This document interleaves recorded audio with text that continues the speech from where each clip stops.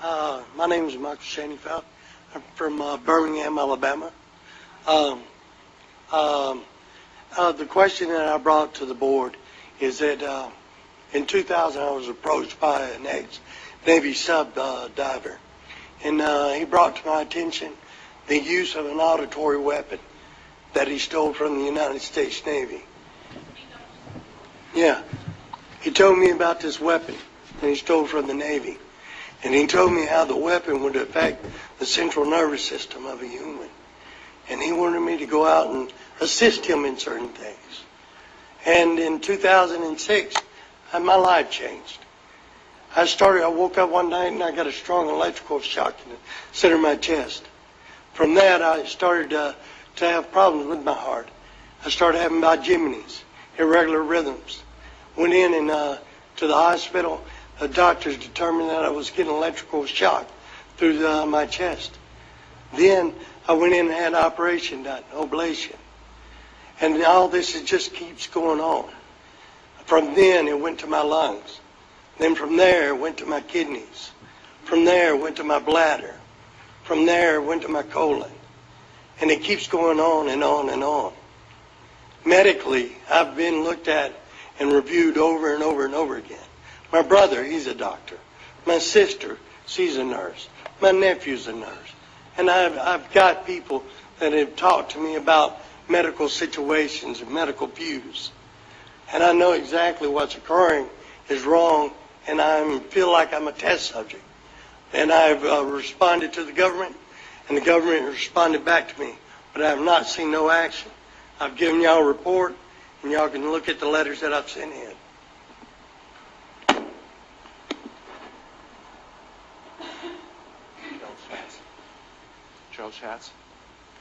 Gerald Schatz.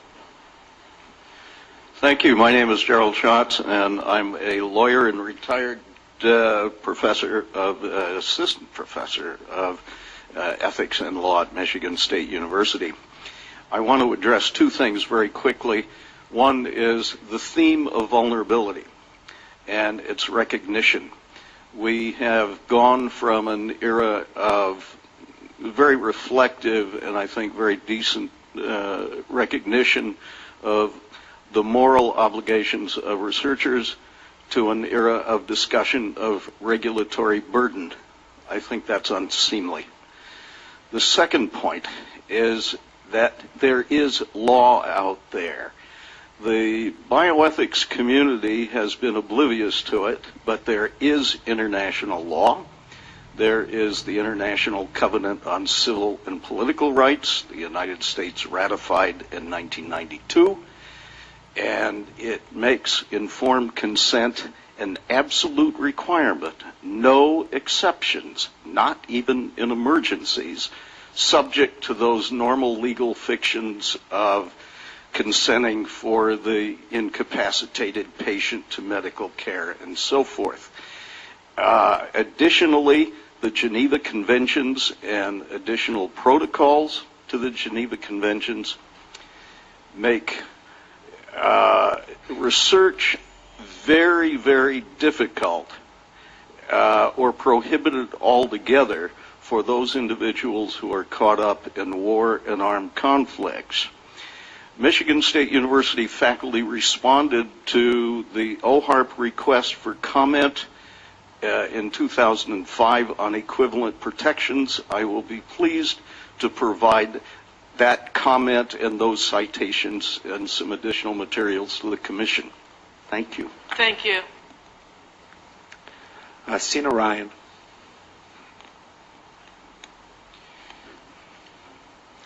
Thank you very much. My name is Sina Ryan. I am an Iranian American, been living here since 1976. To answer the question to the chair lady that if it's still going to happen or it's still going on, I will assure you that it's still experimentation going on, and one of live standing right here. I strongly believe that I have been targeted for the experimentation of a brain research since September 2008. Without my consent, they are controlling my mind and using electronic remote control. device to send instruction. In the past 2.5 years, I have been subjected to constant electric shock, sleep disturbance, sleep deprivation, short but severe localized pain into various parts of my body, telephone and bell rings in my ears, heat waves through my body, horrifying dreams, creating sudden fear and worries in my mind.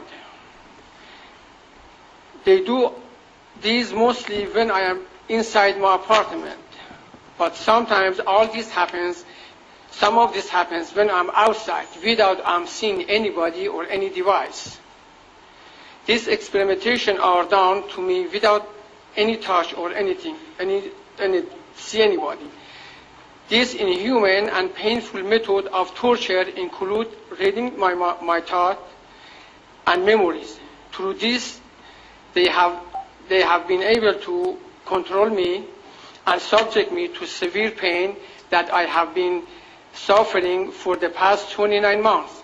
My health has deteriorated during this time, and I have no medical insurance to seek medical help. My life is in danger, and I need your help from the government. I am only asking them to stop this painful torture and leave me alone so I can go back to my life. Thank you. Thank you. Dr. John Hall. My name is Dr. John Hall. I'm a medical doctor from Texas.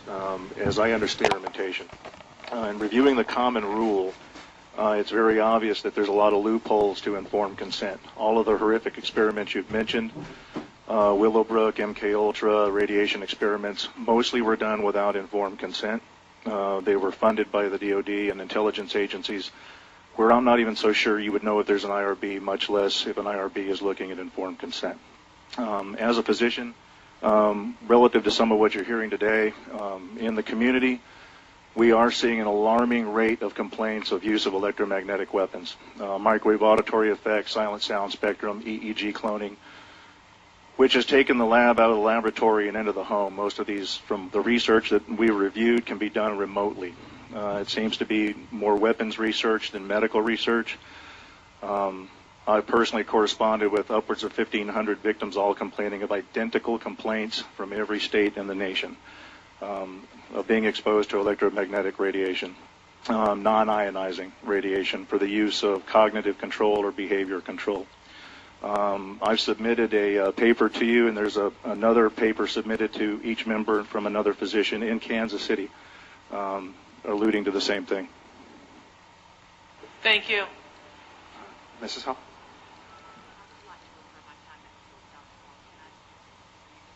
Okay. Mr. No, it's okay. Mr. Millicent Black. Oh, madam. My name is Millicent Black. I'm from Tennessee, possibly a transgenerational person whose family members have been used for at least 3 generations, and I'm the second one. My dad possibly was the first one who was admitted to a Nashville hospital with a pineal gland tumor, left there with a plate in the back of his head, not the front of his head where his pineal gland would have been.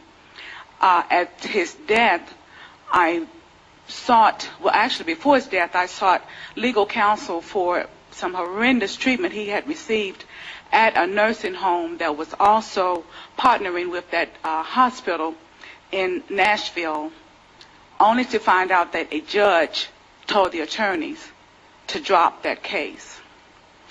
I am a part of the group that's here today representing those who are receiving the electromagnetic torture, and even my daughter at 5 months old was referred to that same Nashville hospital after having been refused treatment.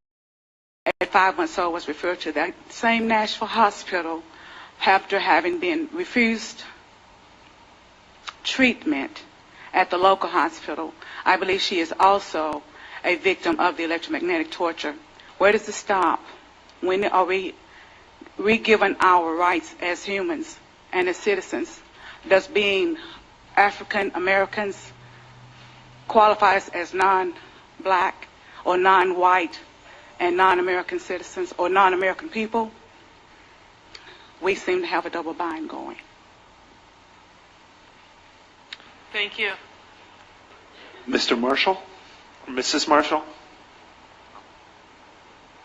Good afternoon. My name is Connie Marshall. I'm a former mayoral candidate from Louisville, Kentucky. I have never been involved in any criminal activity. I found a document in my bank account that said, problem with Kentucky government, check federal government paperwork and file before releasing information to anyone. I am an 8-year victim survivor of assaults by directed energy weapons. The torture I've experienced consists of body overheating, body extremely cold, seizures, heart pain, earaches, itching behind eyes, burning behind eyes, swelling, headaches, involuntary movement of my limbs, exhaustion, speeding and heart racing, hair coming out by the handfuls as if I've had chemotherapy, mind paralysis, being hypnotized or placed in a trance-type state, being tracked by a drone or satellite, controlled dreams, sleep deprivation, V2K, which is voice to skull, projected sound, extreme muscle spasms, and extreme muscle cramps, being made to fall down, blue circles around the pupils of my eyes, and I'm here and you can look at them if you like.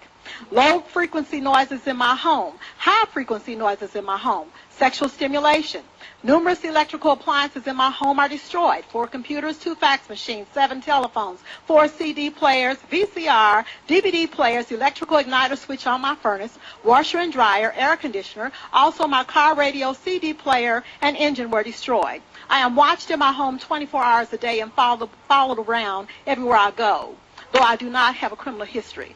When I ran for mayor in my town, I was also attacked at debates and forums. My website is www.justiceforallcitizens.com. Thank you. And I would like to leave these flyers with you all as well. Thank you. Thank you. Mr. Alan Hornsblum. My name's Alan Hornblum. I'm a Philadelphia-based author who has written books on things running the gamut from organized crime to Soviet espionage. But for the purposes of this meeting, I've written 2 books on the history of using prison inmates as test subjects. You may be familiar with one or both of them. I'm working with a couple colleagues now on the history of using institutionalized children as test subjects for research, and I can assure you some of the material I'm finding is quite astounding, including the fact that Nobel Prize winners went to institutions for the feeble-minded to use them as test subjects. And in interviewing people over the years, not just test subjects, which I do on a regular basis, but also the doctors who initiated these experiments, these clinical trials, I'm talking about people like Konstantin Melektos and Albert Kligman and Hillary Kroprowski, Chester Southam, some of the top researchers of the 20th century. Most of them are famous and some are infamous.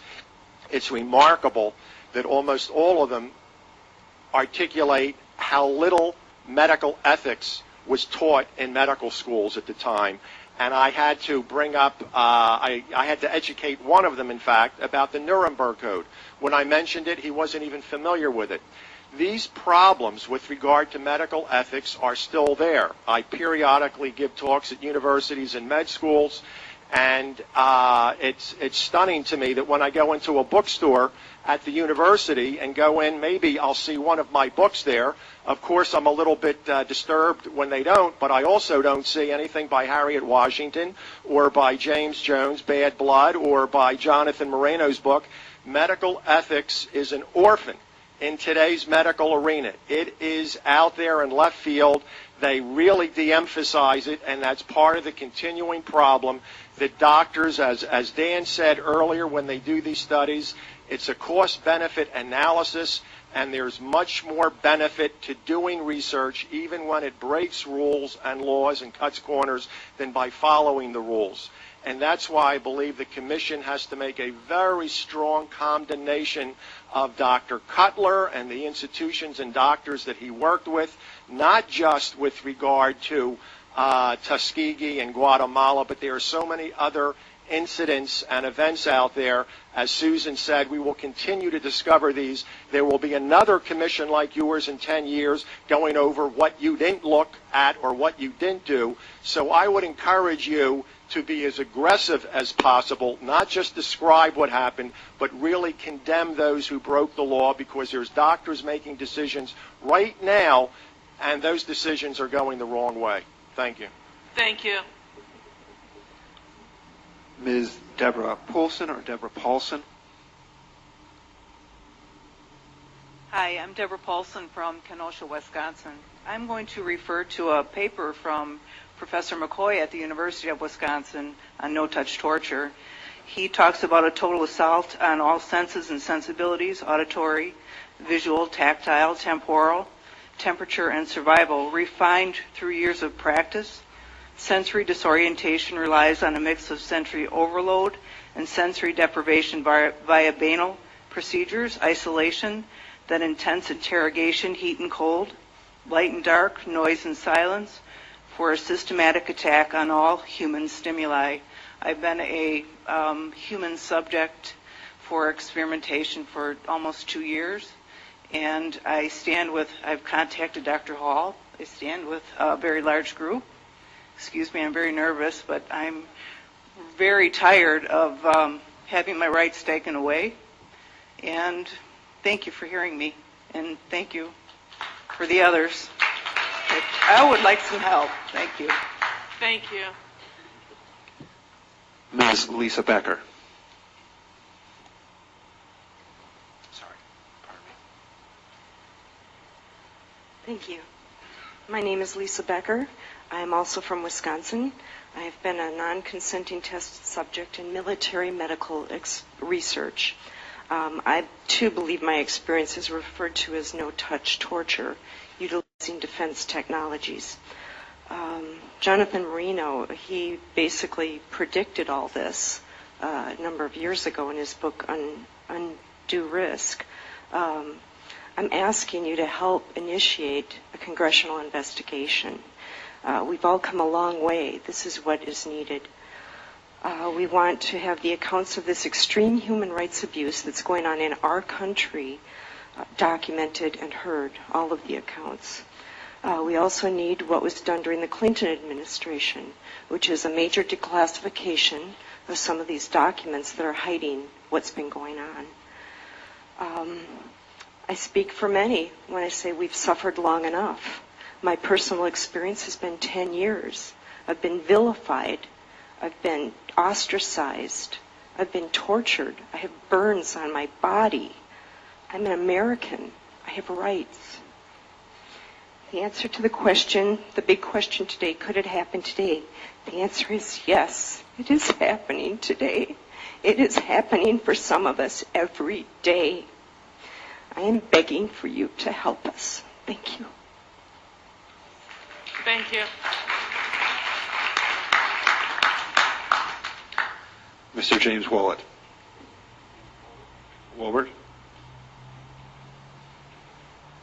My name is James Walbert. To date, I have one of the strongest cases documented of these unethical violations against our society. Due to the facts of having the kinds of professionals that I have involved with this case, I have been able to prove that this crime against others and myself is real and shows reason to be concerned with. I am in hopes that I am able to prove the same thing to this committee. And by the introduction of the evidence that I have to introduce to the committee, I and the professionals that are standing with myself in this crime would like for this committee to consider the introduction of these documents with the growing concern of this crime to the President for his review. With these hopes in mind for this consideration, I would also like to ask of this committee to consider an investigation into these unethical violations of others and myself that are affected by this crime. With this consideration of this investigation request into these matters, I would also like to point out the abuses of children that have been documented by the many professionals that I am currently working with into these matters of this crime. To date, the professionals have been documenting these offenses against the children that are related to the many victims of these crimes. They have proven this concern to be valid, as I am pointing out to this committee, the growing concern of fellow states that have now passed laws against forced chipping of an RFID. Studies suggesting implantation, most have not. Receiverless mind-invasive technology has been demonstrated under laboratory conditions, but the most likely explanation is that experimentees are implanted with foreign objects either too small to appear on commercially available scanning equipment or designed to be indistinguishable from the surrounding tissue. These activities are highly deceptive, use clandestine technology, and have the fingerprints of the CIA all over them. It's unreasonable to expect isolated individuals receiving this treatment to furnish proof. A thorough investigation is warranted. Thanks for your time. Thank you very much. Ms. Catherine Nestor. My name is Catherine Nestor, and I'm from Pennsylvania. This commission has spoken of a long history of abuse of the human research subject. Although no one mentioned MKUltra today, President Clinton recently apologized for this. My young child and I have been used as non-consensual test subjects. We have been subjected to COINTELPRO-like stalking, remote neural monitoring, and electromagnetic torture, resulting in psychological and physical damage. And I won't go into the details of that because I have 4 pages written in here that is very similar to Connie's testimony. Please do not wait 70 years to investigate this. I ask Dr. Amy Gutman to begin today. There is new work for the Commission for Human Subject Protection on our shores. And please give us a dramatic response, Susan, and please give us a congressional hearing. Thank you. Thank you. Ms. Miriam Snyder.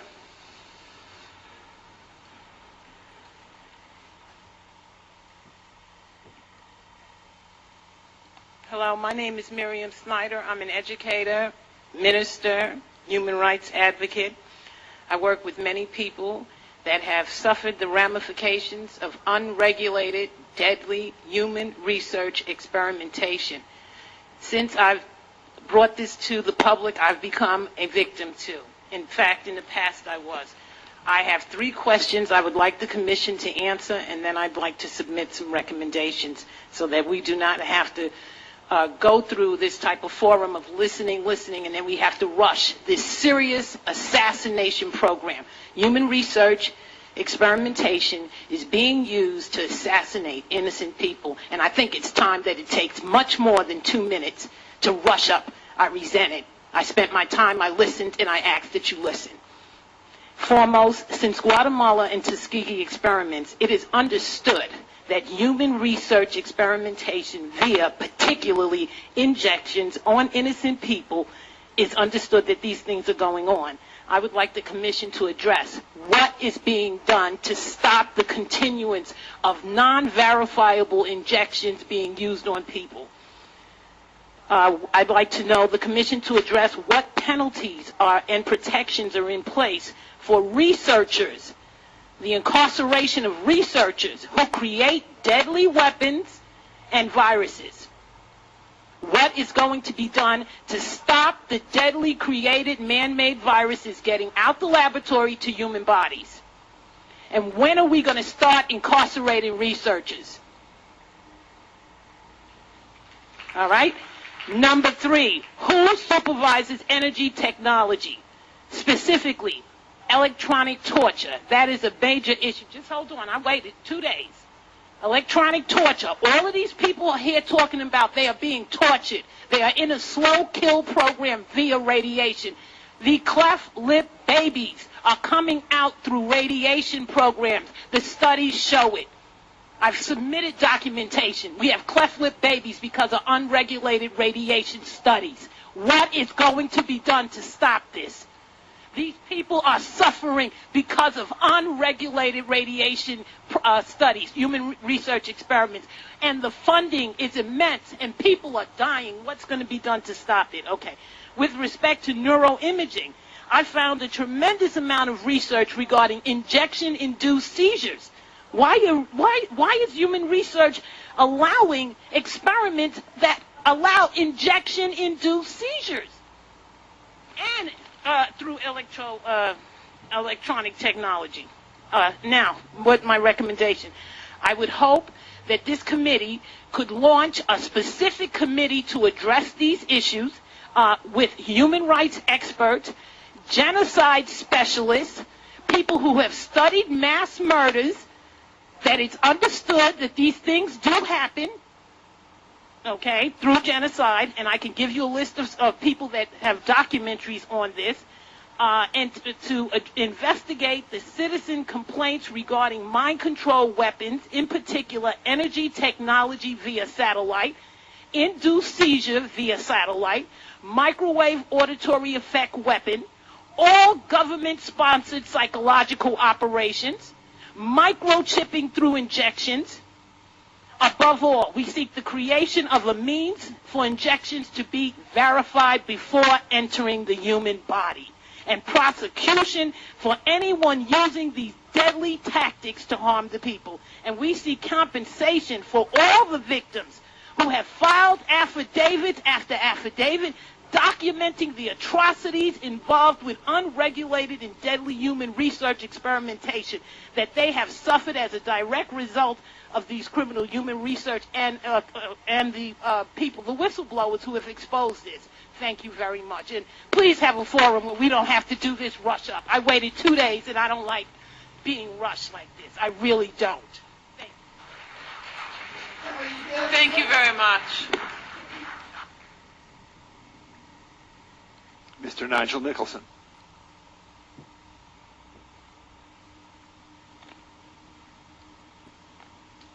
Hi, good evening. My name is Nigel Nicholson, and I have been in a psychological coercive mind control program. This started in 2002, where I was falsely arrested, I was drugged, and I believe I was hypnotized. Soon after that, I was being harassed by the police department, along with noise campaign that was being committed by the New York City Fire Department. I mean, for a whole year, every time I left my house, I was bombarded with noise, which led me to have a psychological breakdown. I've been job mobbed. I've been put into what I call a assassination type program. Okay, I've been villainized. My friends has totally retreated from me, even though I've continuously reached out to them. Okay, I have been under what I believe is neuro monitoring. When I can think of something and go outside and somebody will walk by me and repeat what I just said, I know I'm not crazy.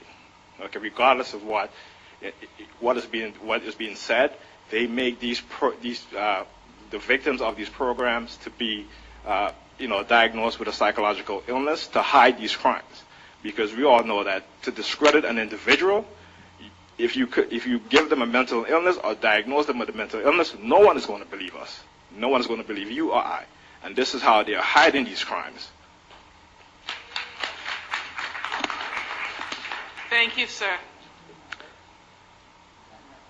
Ms. Micheline Jones. Micheline. Thank you. Hello, my name is Micheline Jones. I'm right here from D.C. I live in public housing, and I mention that because this is where most of the poor people are at, especially these days with the way the economy is going. I am the subject of MK Ultra, mind control. I am also the subject of electromagnetic radiation, and I have many videos to prove it. I've taken these videos to newspapers and to various places, even including, CDC, and everyone has just turned away as if this is hush-hush. I've had lawyers deny me assistance because they said this is too big. So in research, I found out that the former Congresswoman Cynthia McKinney asked for a reinvestigation under her resolution HR 1026 to reinvestigate COINTEL activities. I am constantly stalked. There's many covert activities that have followed me. Sleep deprivation, I don't have that too much now because I force myself, clocks, radios, too much liquids at nights, whatever, just to get up and get out the house. I've asked public housing from the executive director all the way down to fair hearing, which is still pending right now, to get me out of this place. But now I'm beginning to wonder, would it do any good? I've relocated 3 or 4 times, and I had a deputy officer or county officer. They pick their subjects. This goes with you. I would like all of this medical abuse to be investigated, and if possible for you to get back with us. I didn't know about this meeting until yesterday, and I do appreciate your letting me have this time to speak. Thank you. Thank you, Ms. Jones. Mr. Timothy White.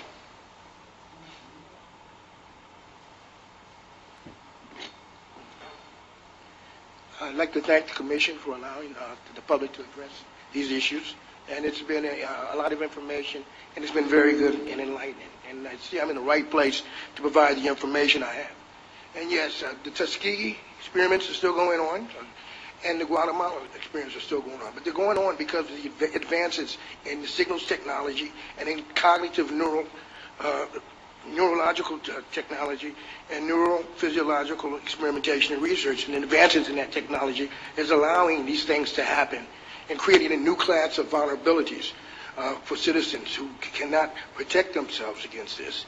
Okay, we provide citizens who are currently non-consensual victims of cognitive neuroscience and neurophysiological research and experimentation, which is enabled remotely through extreme low-frequency computer-to-brain entrainment technology.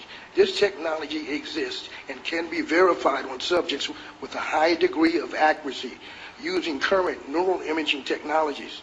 Okay, this is an atrocity that has gone on for years, and like the Tuskegee experiments, is clearly within the scope of this commission. Okay, the validity of this, if there's any doubt as to the validity of these claims, that this commission can conduct its own independent investigation by using functional brain imaging techniques. Okay, we ask that the committee, just because of the existence of our organization, Freedom for Covert Harassment and Surveillance alone, we have thousands of people who have contacted us claiming to be victims of this. The justification for our existence is justification that you should investigate this occurrence further. Okay, we need tests to determine if a citizen has been harmed by a cognitive weapon. These are cognitive weapons that somehow these people are being experimented on with. And just overall, we need to ban the unethical use of science and technology on all citizens for any form, for any reason, and in any form. Thank you. Thank you.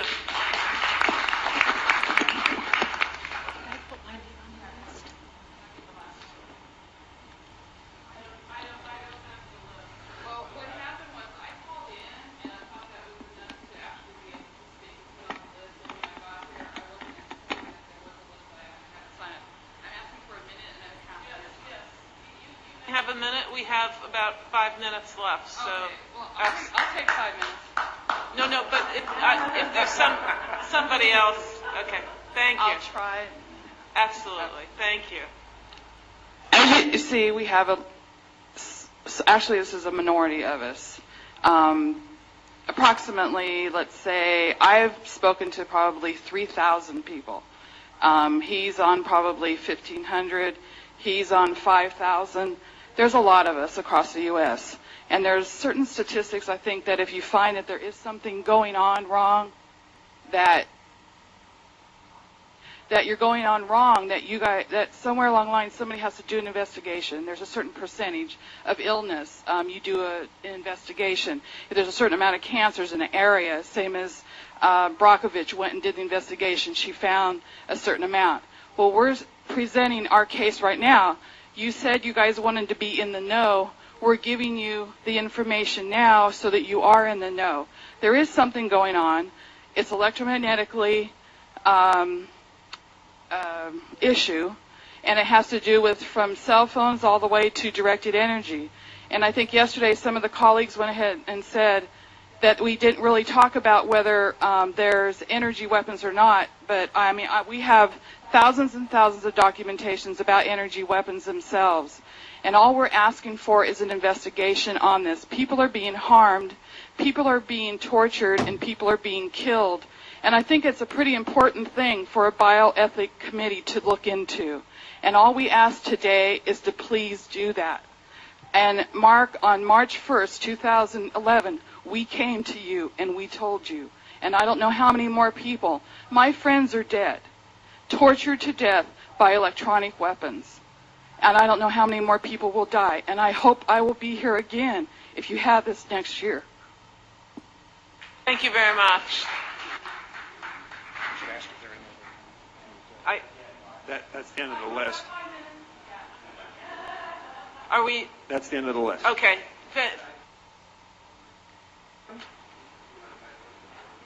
One minute. Okay. Thank you. I'm going to do the best that I can while being hurt by a national defense weapon that our country built. I love our country, but I am in contact and have been with the chief of the Department of Defense Fraud, Waste, and Abuse hotline. He's worked with me and my wife for 2 years, and he went to the Pentagon after we were air assaulted by a jet at 150 to 200 miles an hour, that being me and my wife. That's why my face is rebuilt, and she's at home taking care of 100 head of cattle with a brain tumor. I've had 3 removed. I guess my point would be this, is that I stood up to this program, and that would be the joint operations system that our country built with the non-lethal and less than lethal weapons system. And I'm the only one known in the world, besides the people that helped build this system, to have this actual pulse on camera and have caught it. And I would like to submit that disc, but I guess the one question I would have, it's okay, Eli, you don't have to beat me up to the microphone.